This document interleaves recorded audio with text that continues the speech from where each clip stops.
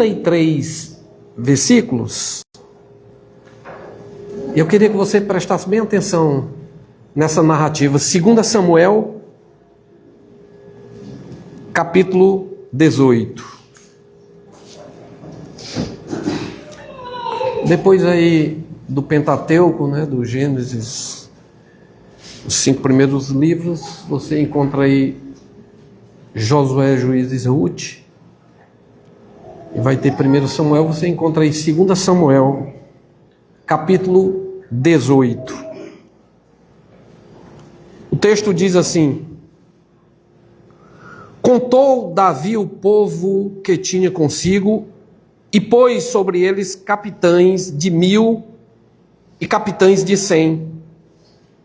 Davi enviou o povo, um terço sob o comando de Joabe, um terço sob o comando de Abisai, filho de Zeruia, irmão de Joabe, e outro terço sobre o de Atai, o geteu. Disse o rei ao povo: eu também sairei convosco. Respondeu, porém, o povo: não sairás, porque se formos obrigados a fugir, não se importarão conosco, nem ainda que a metade de nós morra, pois tu vales por 10.000 de nós. Melhor será que da cidade nos preste socorro. Tornou-lhes Davi: o que vos agradar, isso farei. Pôs-se o rei ao lado da porta, e todo o povo saiu a centenas e a milhares. Deu ordem o rei a Joabe, a Abisai e a Itai, dizendo: tratai com brandura o jovem Absalão, por amor de mim. Todo o povo ouviu, quando o rei dava ordem a todos os capitães acerca de Absalão. Saiu, pois, o povo ao campo a encontrar-se com Israel, e deu-se a batalha no bosque de Efraim. Ali foi o povo de Israel batido diante dos servos de Davi, e naquele mesmo dia houve ali grande derrota, com a perda de 20.000 homens, porque aí se estendeu a batalha por toda aquela região, e o bosque naquele dia consumiu mais gente do que a espada. Indo Absalão montado no seu mulo, encontrou-se com os homens de Davi. Entrando o mulo debaixo dos ramos espessos de um carvalho, Absalão, preso nele pela cabeça, ficou pendurado entre o céu e a terra, e o mulo em que montava passou adiante. Vendo isto, um homem fez saber a Joabe e disse: vi a Absalão pendurado de um carvalho. Então disse Joabe ao homem que lhe o fizera saber: viste-o? Por que logo não o feriste ali, derrubando-o por terra? E forçoso me seria dar-te 10 moedas de prata e um cinto. Disse, porém, o homem a Joabe: ainda que me pesasse nas mãos 1000 moedas de prata, não estenderia a minha mão contra o filho do rei, pois bem ouvimos que o rei te deu ordem a ti, a Abisai e a Itai, dizendo: guardai-me o jovem Absalão. Se eu tivesse procedido traiçoeiramente contra a vida dele, nada disso se esconderia do rei, e tu mesmo te oporias. Então disse Joabe: não devo perder tempo assim contigo. Tomou 3 dardos e traspassou com eles o coração de Absalão, estando ele ainda vivo no meio do carvalho. Cercaram-no 10 jovens, que levaram as armas de Joabe e feriram Absalão e o mataram. Então tocou Joabe a trombeta, e o povo voltou de perseguir a Israel, porque Joabe deteve o povo.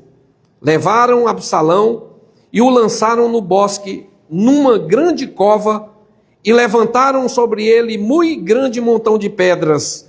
Todo Israel fugiu, cada um para a sua casa. Ora, Absalão, quando ainda vivia, levantara para si uma coluna, que está no vale do rei, porque dizia: filho nenhum tenho para conservar a memória do meu nome. E deu o seu próprio nome à coluna, pelo que até hoje se chama o monumento de Absalão. Então disse Aimaas, filho de Zadok, deixa-me correr e dar a notícia ao rei, de que já o Senhor o vingou do poder dos seus inimigos. Mas Joabe lhe disse: tu não serás hoje o portador de novas, porém outro dia o serás. Hoje não darás a nova, porque é morto o filho do rei. Disse Joabe ao etíope: vai tu e dize ao rei o que viste. Inclinou-se a Joabe e correu. Prosseguiu Aimaas, filho de Zadok, e disse a Joabe: seja o que for, deixa-me também correr após o etíope. Disse Joabe: para que agora correrias tu, meu filho? Pois não terás recompensa das novas. Seja o que for, tornou Aimaas, correrei. Então Joabe lhe disse: corre. Aimaas correu pelo caminho da planície e passou o etíope. Davi estava sentado entre as duas portas da entrada, subiu a sentinela ao terraço da porta sobre o muro e, levantando os olhos, viu que um homem chegava correndo. Gritou, pôs a sentinela e o disse ao rei. O rei respondeu: se vem só, traz boas notícias.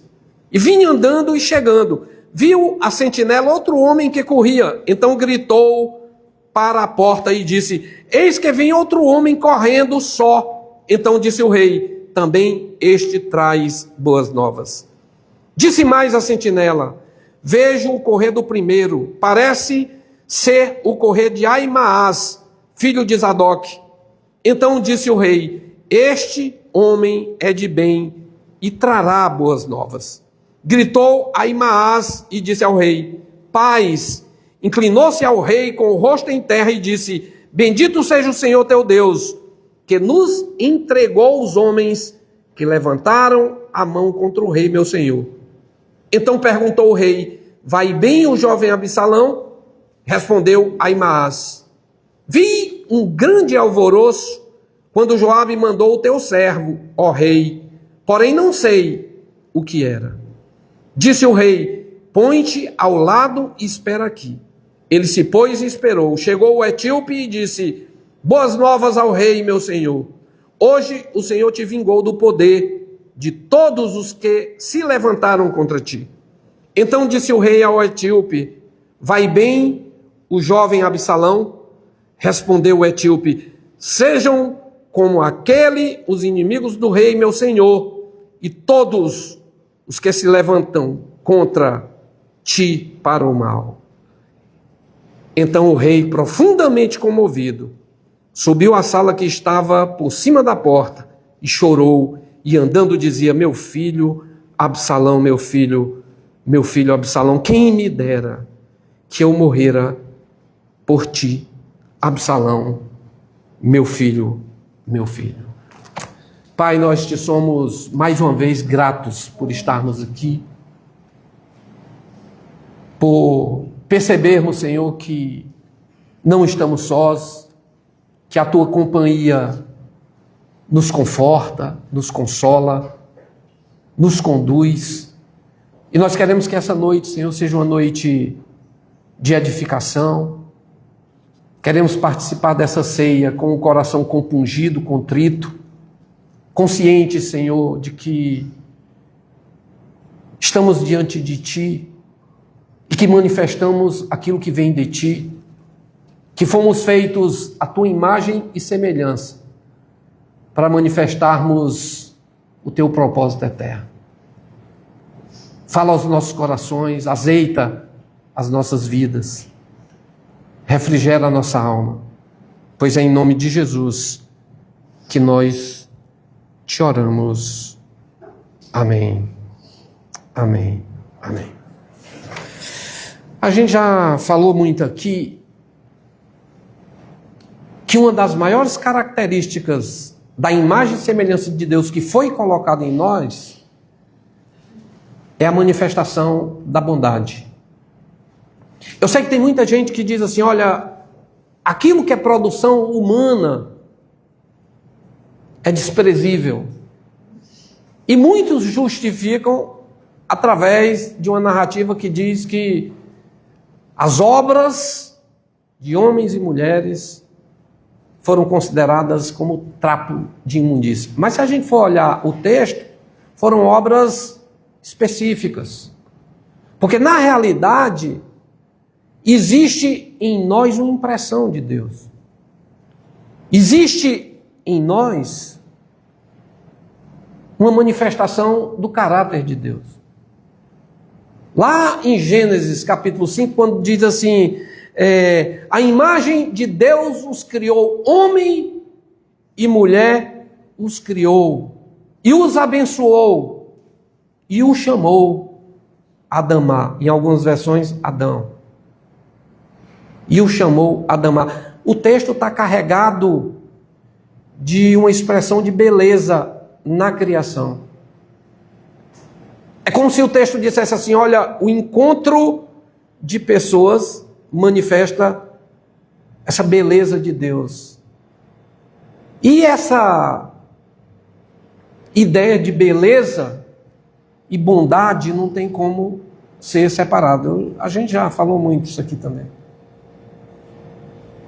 O que a Bíblia diz é que nós carregamos em nós essa beleza de Deus, essa bondade de Deus, que é a própria glória de Deus. Quando nós percebemos essa bondade que habita em nós, porque nós temos opções, nós temos liberdade. E todas as vezes que nós usamos a liberdade dentro dessa nossa fragilidade, para percebermos essa bondade de Deus, nós somos de alguma forma transformados. Por isso que quando a Bíblia vai falar sobre as obras de Deus, nos traz a orientação de sermos transformados. E quando João Batista gritava, arrependei-vos, que a palavra lá no grego é metanoia, ele estava falando sobre isso. Que nós deveríamos nos deixar ser transformados por aquele que incendiaria a nossa vida, queimando toda a palha, trazendo à tona aquilo que realmente importa, que é a manifestação da bondade, da longanimidade. Romanos capítulo 2, o texto é muito claro. Falando sobre isso, o apóstolo Paulo faz uma pergunta à igreja de Roma. Ele diz assim, ou ignorais, ou não sabeis. Vocês estão alheios sobre a riqueza da bondade de Deus. Vocês já perceberam esse texto? Que ele vai dizer assim, ou desprezais a riqueza da bondade de Deus. Essa tolerância, essa longanimidade. Essa manifestação da bondade em atributos que acolhe. Aí ele encerra a ideia dizendo assim, ou não sabeis que é a bondade de Deus que os leva ao arrependimento. E a palavra arrependimento ali é metanoia. No grego é transformação de pensamento. O que nos transforma é exatamente essa percepção da bondade de Deus. A parábola do filho pródigo, o que faz o filho pródigo ser transformado no pensamento, é quando ele cai em si. O texto diz que ele cai em si e começa a perceber a bondade do pai. Eu estou aqui quase a morrer de fome, me satisfazendo das alfarrobas que os porcos comem, e lá na casa do meu pai até os escravos estão vivendo regaladamente. O meu pai é bom. Levantar-me-ei e irei ter com ele, e direi, pai, pequei contra o céu e diante de ti, e já não sou digno de ser chamado teu filho. Recebe-me como um dos teus escravos. E por que que ele cai em si? Porque o pai é bom. Ele percebe a bondade do pai. E o profeta Isaías, falando dessa manifestação de Deus através da vida de Jesus, ele vai dizer assim, é uma manifestação de bondade, onde não há nenhum esmagar da cana quebrada, nenhum apagar do pavio que fumega. É muito interessante. E lá no Novo Testamento, Mateus capítulo 12 vai dizer que esse Jesus é aquele que veio, mas não veio para esmagar a cana quebrada, nem apagar o pavio que fumega, para manifestar a bondade dele a publicanos, a pecadores, a uma mulher flagrada em adultério. É um Deus que manifesta bondade. E há, assim, um contraste com aquilo que nós, às vezes, imaginamos acerca de Deus pelo filtro da religião. Eu acho muito parecido a religião cristã do nosso tempo com a comunidade farisaica. Porque Jesus não fechava com os fariseus, não é porque os fariseus eram pessoas perversas, pecadoras. Não, eram homens e mulheres que tinham uma decência, mas a única coisa que Jesus não fechava com eles é porque eles não percebiam a bondade de Deus. Eles enxergavam um Deus que colocava fardos pesados sobre as pessoas. Você pode estar aqui todo aliviado porque Jesus disse, olha, aprendei de mim, que sou manso e humilde de coração, e que o meu fardo, ele é suave, ele é leve. E às vezes a gente carrega tanto peso, não é verdade? A gente não pode nem manifestar uma fragilidade que a gente já nos acusa. E João, na sua epístola, vai dizer, não façam isso. Não se deixe acusar nem pelo pensamento de vocês. Porque vocês estão diante de um Deus que é bom. E você falar da bondade de Deus no meio da religião é uma coisa até herege. É acolhida como uma banalização de Deus, de quem Deus é. É um absurdo. É um absurdo. E isso é tão grave que todas as vezes que se vai falar da justiça de Deus, se coloca uma justiça cruel, punitiva, né? E as pessoas dizem, olha, cuidado, Deus é amor, mas também é justiça. Só que a justiça de Deus é uma justiça amorosa, acolhedora, reparadora, que repara o direito do órfão e da viúva. Diz a Bíblia. Qual é a justiça de Deus? É uma justiça sempre reparadora. É uma justiça que acolhe aquele que foi roubado, destratado. Então, Jesus dizia assim para os fariseus, vocês fazem tudo certinho, vocês cumprem toda a lei, toda a doutrina, mas colocam fardos pesados nas pessoas. Mateus capítulo 43. E tem um episódio lá em Marcos capítulo 2 que a turma sai acusando Jesus e os discípulos porque estavam com fome e entraram lá num terreno e se alimentaram de algo legal das sobras num dia de sábado. E Jesus diz, olha, o sábado foi feito para o homem e para a mulher. O homem e a mulher não foram feitos para essas regras, para essas leis. E tem uma coisa muito linda que é a narrativa do acolhimento de Jesus àquela mulher cananeia. Imagine que Jesus está dizendo aos discípulos, olha, nós temos aqui uma regrinha, nós temos aqui uma lei, é o seguinte, eu vim para a casa de Israel. Nós não vamos alargar muito, porque a gente precisa conter a mensagem, para a partir dessa contenção, dessa condensação, podermos abrangê-la, alargá-la, mas primeiro nós vamos só na casa de Israel. E ele acaba de dizer isso e encontra uma mulher cananeia que diz, Senhor, socorre-me. Socorre-me, eu preciso de ajuda. Minha filha precisa da tua ajuda. E o texto diz, a narrativa diz, que Jesus, como se diz aqui, fez ouvido de mercador.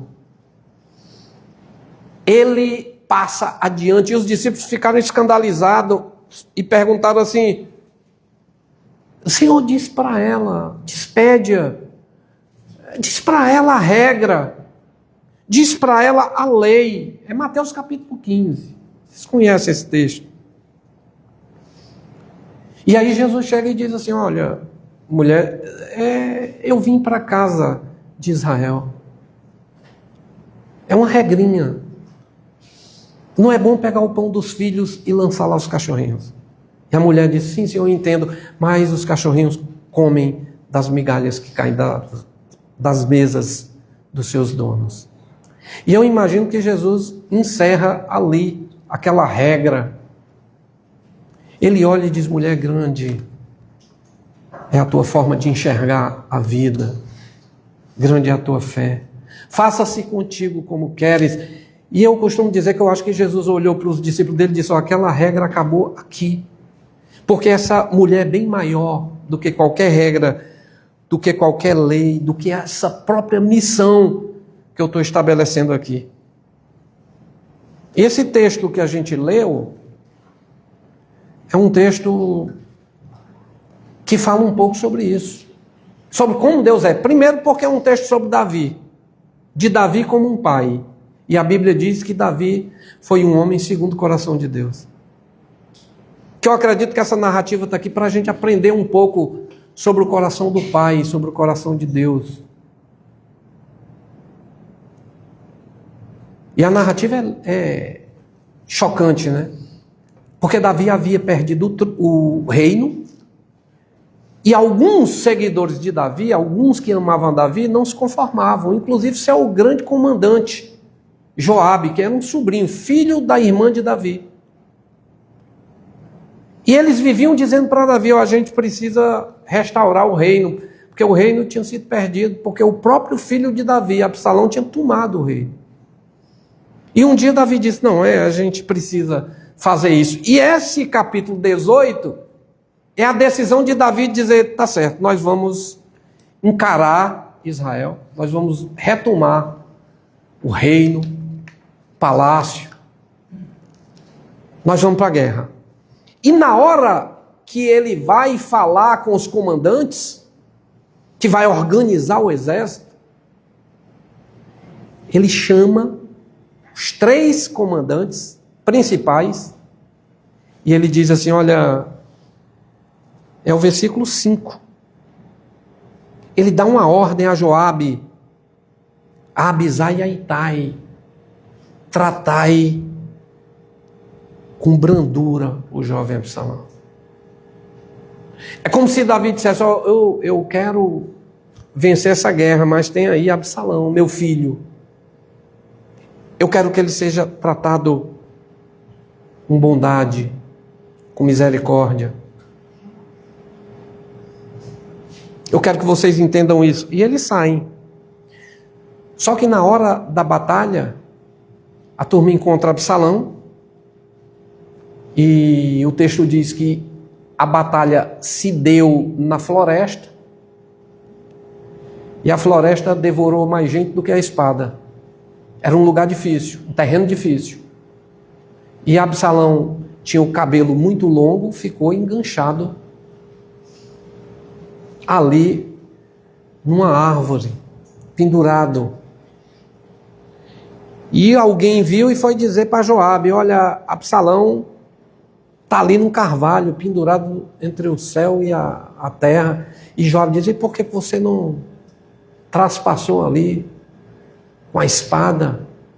Ele disse, eu não faria isso. Eu ouvi o que o rei falou. O rei disse, para tratar com bondade. Tratar com bondade.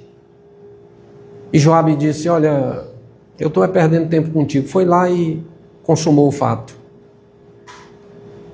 E na hora de contar para o rei, esse Aimaas, ele tinha uma reputação. Ele disse, deixa eu contar ao rei. Para o rei, Joabe disse, não. Você não vai contar para o rei. Quem vai contar é um escravo, o etíope.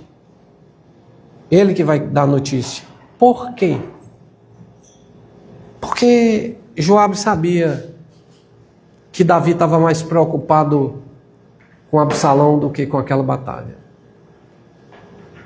E o etíope corre, Aimaas pede para correr também, ultrapassa o etíope, chega lá, e eu acho interessante, é a expectativa aqui de Davi. Porque a sentinela está lá, observando, vê alguém correndo e diz, olha, vi um homem correndo. E Davi tem toda uma boa expectativa. Ele diz, olha, se vem correndo só, é boa notícia. E aí depois diz, e vem outro correndo atrás. Se vem outro correndo atrás, é boa notícia. Tudo era boa notícia. E aí ele diz, olha, e o que vem na frente é Ahimaaz. Ele diz, olha, esse homem é de bem. É boa notícia. E quando Ahimaaz chega, não tem coragem de dizer para Davi o que aconteceu. A primeira pergunta que Davi faz não é sobre a guerra, é sobre Absalão. Vai bem o jovem Absalão? É a pergunta de Davi. E aí ele diz, olha, eu não sei bem, eu sei que deu certo a batalha, agora o que aconteceu com Absalão eu não sei, pois fica aí de lado. E o etíope chega e pergunta, e o etíope diz que venceram a guerra, e ele diz, e o jovem Absalão, como é que está?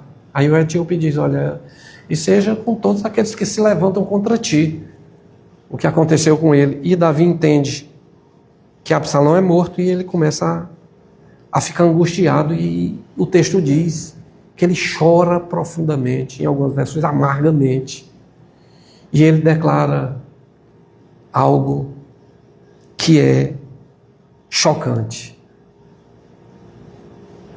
Ele diz, quem me dera morrer por ti, Absalão, meu filho. Então, como hoje é uma noite de ceia, é uma noite de comunhão, eu acho que uma coisa que a gente precisa ter consciência é do coração de Deus, desse Deus que é Pai, desse Deus que manifesta bondade. Mas eu queria que, quando nós estivéssemos falando nisso, você não pensasse numa bondade de Deus desencarnada da vida, de movimentos de pessoalidade. Eu queria que você pensasse na oração do Pai Nosso. Porque a oração do Pai Nosso é um desafio de nós compreendermos quem é Pai numa dimensão das nossas manifestações de bondade, compreendendo que nós somos família de Deus. Porque quando diz Pai Nosso que estás no céu, eu costumo dizer que é até uma redundância. Num mundo teocêntrico onde se enxergava um Deus que era Senhor de todas as coisas, você fazer uma oração e Jesus vai ensinar, olha, Pai Nosso que estás no céu. O que Jesus queria que fosse compreendido é que se nós temos um Pai no céu é porque somos uma família na terra. Que essa bondade seja manifestada através dos nossos movimentos, das nossas atitudes. Que eu acho que essa é a manifestação do corpo, da igreja. Um Deus que se manifesta através da sua vida, que manifesta a sua imagem, que ensina aos anjos, porque o apóstolo Paulo vai dizer, a mim o menor me foi dada a graça de conhecer o mistério, o segredo que estava escondido no coração de Deus desde os tempos eternos. É que quando nós nos encontramos, como foi o encontro do homem e da mulher, lá no Gênesis, que foram chamados Adamá, humanos, o apóstolo Paulo está dizendo assim, esses nossos encontros, regados de bondade, de beleza, de generosidade, manifesta a imagem de Deus, quem Deus é. E os anjos aprendem sobre Deus. É isso que o apóstolo Paulo diz em Efésios capítulo 3. Então, eu queria que nós ceiássemos com essa consciência de um Deus que tem sentimentos, mas esses sentimentos de Deus precisam ser manifestados, suscitados nos nossos corações, gerando um reino na minha interioridade. Por isso que Jesus vai dizer, quando disser o reino de Deus está aqui, acolá, não acrediteis, porque o reino de Deus está dentro de vós. E eu quero falar só duas coisas aqui, para a gente, e coisas que nós já falamos muito. Mas como eu quero nessa perspectiva dos seus movimentos, você vai pensar como é que você faz isso aqui, como é que você faz isso na sua casa. Nós somos cheios de desafios nas nossas casas, ou não? É um lugar legal para o exercício de espiritualidade. Porque Deus me chamou porque eu sou frágil. Que é um dos textos mais bonitos que o apóstolo Paulo vai dizer, é loucura. 1 Coríntios capítulo 1. É a loucura do evangelho, que Deus chamou pessoas frágeis, porque só me fragilizando é que eu vou conseguir manifestar quem Deus é, bondade. Vocês já viram alguém duro manifestar bondade? Conte um problema seu para uma pessoa perfeita, toda certinha e duríssima. O cara é bom, ele é perfeito. Você conta um problema seu, ele vai dar logo uma solução daquelas que você sai angustiado. Se você abrir o coração para alguém que é frágil, que sabe o que é padecer, porque a Bíblia diz que nós temos um sumo sacerdote que sabe o que é padecer, um Jesus que é frágil, que é humano. Por isso que Filipenses vai dizer, capítulo 2, tende em vós o mesmo sentimento que houve também em Cristo Jesus, pois subsistindo em forma de Deus, não julgou por usurpação ser igual a Deus, antes esvaziou-se. Então, para eu compreender o coração de Deus, eu vou ter que me esvaziar de Deus, viu? Porque a religião traz essa pretensão de me tornar Deus. Isso é a proposta da serpente lá no Éden. Porque está lá Adão e Eva já com a imagem de Deus e a serpente diz, ora, coma disso aí que você se tornará igual a Deus. Não, eu não quero me tornar Deus, eu quero manifestar a imagem de Deus. E aí o texto vai dizer que eu tenho que ter o sentimento de Jesus, que se esvaziou de Deus e assumiu a forma de servo. Um frágil servo, reconhecido em figura humana. Se eu não partir dessa premissa, eu não vou entender aqui o coração de Davi, nem o coração de Deus. Eu não tenho como. Porque eu vou ter essa visão de um Deus que vai me dar poder. E eu costumo dizer, poder estraga tudo. Senão o texto não estaria lá em 1 Coríntios. Deus escolheu os fracos, os frágeis, os que não são. E eu fico todo empolgado porque eu me enquadro nisso. Todas as vezes que eu leio, eu me sinto qualificado. Mas quando eu olho, às vezes, para a proposta da religião, eu me sinto inadequado. Porque até a santidade de Deus é algo que me empolga e me torna adequado. Porque a santidade de Deus é a minha capacidade de lidar com a fragilidade, de repente lidar com a perversidade, continuando sendo quem eu sou. Cheio de manifestações de misericórdia, de bondade. Isso é santidade. Por isso que Jesus vai dizer assim, sede, pois, santo, perfeitos, como vosso Pai é, que faz chover sobre bons e maus. Pode ter um mal, mas ele continua sendo quem ele é. Bom. E está aqui Davi com um grande desafio de restaurar o reino. Ele tem uma missão, mas na hora que ele vai tomar suas decisões, ele coloca um coração cheio de pessoalidade. Tem uma instituição que precisa ser restaurada, resgatada. Mas eu vou passar primeiro pela pessoalidade. Está aí o texto.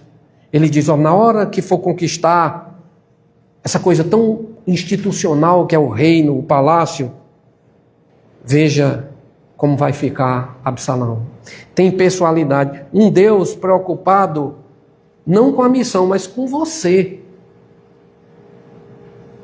Nem se preocupe que Deus não tem nenhum plano que vai estragar a sua vida. Ele está preocupado com você.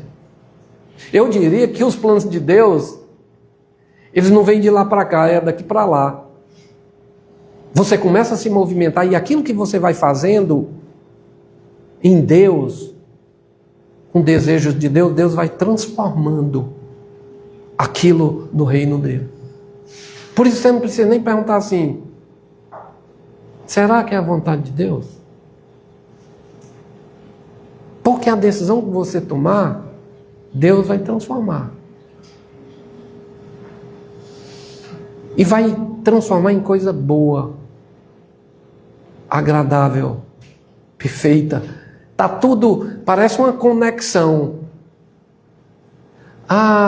Profundidade. Eu vou citar um texto, porque o apóstolo Paulo teve muita preocupação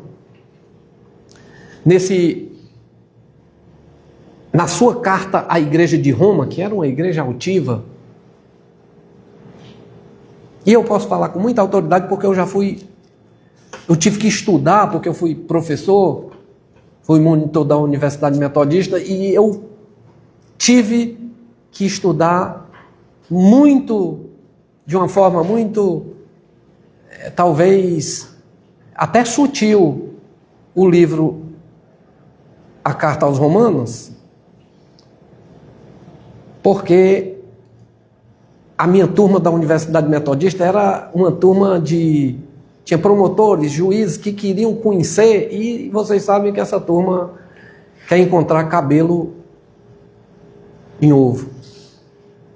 E uma das coisas que eu fiquei surpreso, porque eu fiz uma leitura, eu lembro-me na época que eu fiz uma leitura, como se fosse a primeira vez, e eu vi que Paulo teve um desejo muito grande de dizer assim, apesar dos pensamentos de Deus serem mais altos do que os nossos pensamentos, e os caminhos de Deus mais altos do que os nossos caminhos, os nossos pensamentos e os nossos caminhos manifestarão, sim, os pensamentos e os caminhos de Deus.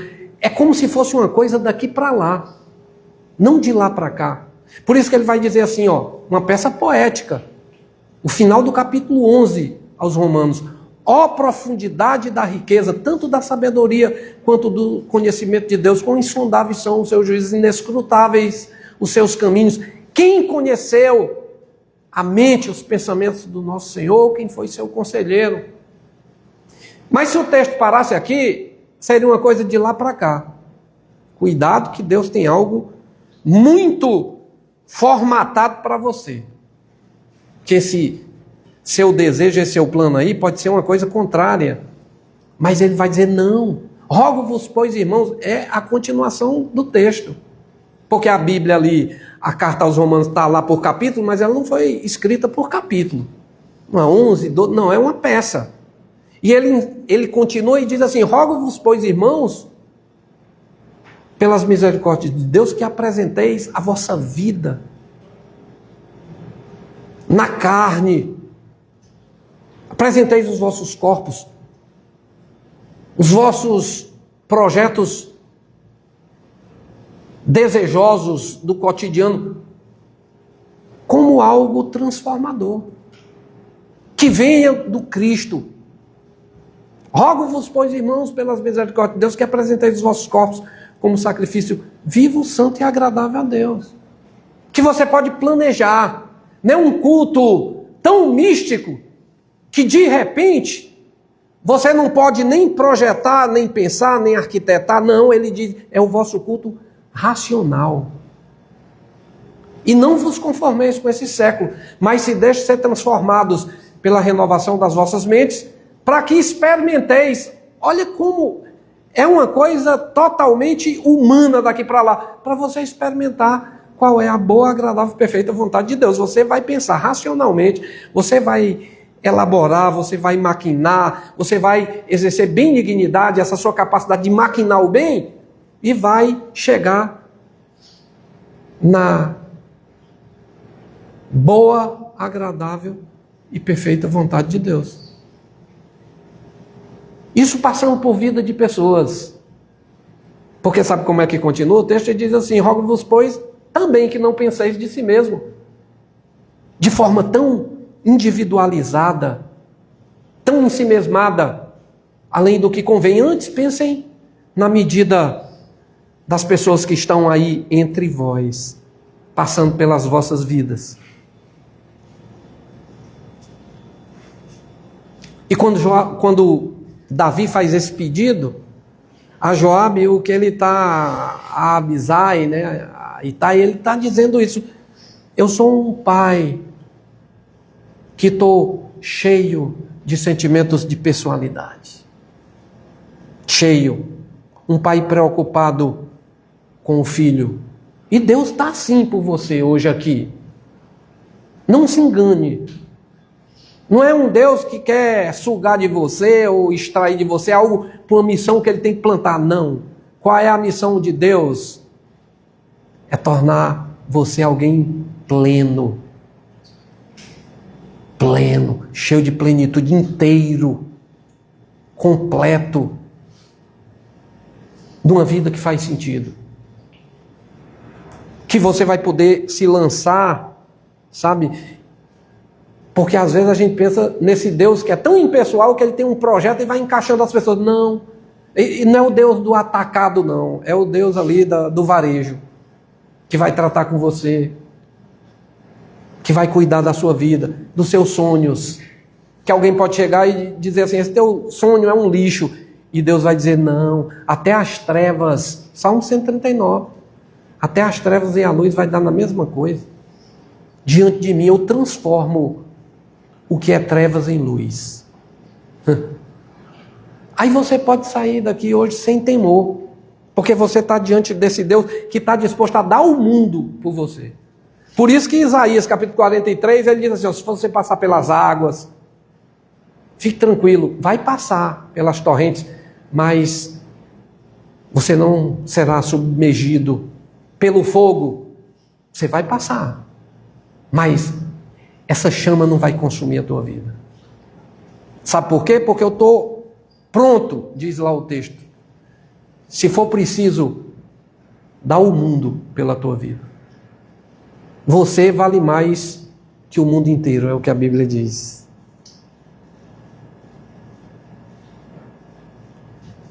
E a segunda coisa que a gente vê aí é essa coisa de Davi acreditou. Eu não sei o que passou pela cabeça de Davi, talvez que Absalão caísse em si na hora da batalha e se rendesse e dissesse assim, eu estou errado, mas ele estava cheio de boas expectativas, boas. Quem sabe tratando Absalão com brandura, a gente vai ter uma surpresa. Esse Deus que está pronto a nos tocar com brandura, para que a gente manifeste aquilo que Ele espera de nós. Isso é muito bonito. Eu falei aqui na parábola do filho pródigo, e está lá o pai esperando um filho que transgrediu, que se precipitou, mas ele está cheio de boas expectativas. Tanto é que ele está cevando um novilho, ele tá engordando um novilho para a volta do filho. Porque Deus é assim, sem nenhuma garantia, Ele aposta em você. Você pode até não apostar em você, mas Deus aposta. Deus aposta. Por isso que o Salmo 139 vai dizer assim, Deus aposta tanto que Ele já escreveu uma bela história a seu respeito.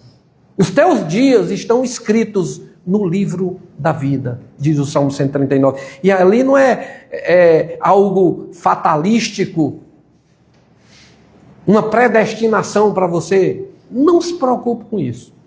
Tome a sua decisão, que Deus vai transformá-la numa belíssima história. Porque Ele já tem lá os moldes, já está lá, Ele sabe quem você é. Tem uma coisa nos esportes que foi descoberto, aí a ciência caminhou muito, porque na minha época, você se esforçava para ser um atleta de uma certa modalidade. Hoje a turma escolhe atletas pelo biotipo, vocês sabiam dessa? Tem muito atleta que é escolhido pelo biotipo. Quando você foi formado por Deus, você foi formado com características para manifestar histórias. Por isso que a Bíblia vai dizer que você é uma criação de Deus. E a palavra lá no grego é poiesis. Você é como um poema de Deus, uma bela história de Deus. Porque Ele tem uma boa expectativa a seu respeito. Olha quantas vezes Ele diz tratai com brandura, no capítulo 5. Aí você vai lá para o versículo 12. O versículo 5 ele diz tratai com brandura. Versículo 12... Ele está lá, ainda cheio de expectativa. No 20 quando Joabe vai falar de quem dará a notícia, ele diz a Ahimaaz, não vai ser você, sabe por quê? Porque a expectativa do rei é outra. Ele está cheio de boas expectativas. E quando a gente estiver aqui hoje, sabe, ceando, eu queria que você se visse assim. Gideão é um exemplo. Gideão é um exemplo. Juízes capítulo 6 conta a história de Gideão, é o início. Gideão, eu acho que ele se achava um cara incapaz. Ele estava escondido, com medo de um grupo, de um exército dos amalequitas, dos midianitas, que saqueavam ali o lugar de Gideão. Ele era apenas um jovem. E quando Deus vai tratar com ele, ele diz quem ele é. Ele diz, olha, eu não acredito na ação de Deus na minha vida porque eu não sou ninguém. Mas Deus olha para ele e o chama de jovem valoroso. Jovem valoroso. Então eu quero orar pelas nossas vidas, para nós compreendermos que Deus nos enxerga com valor.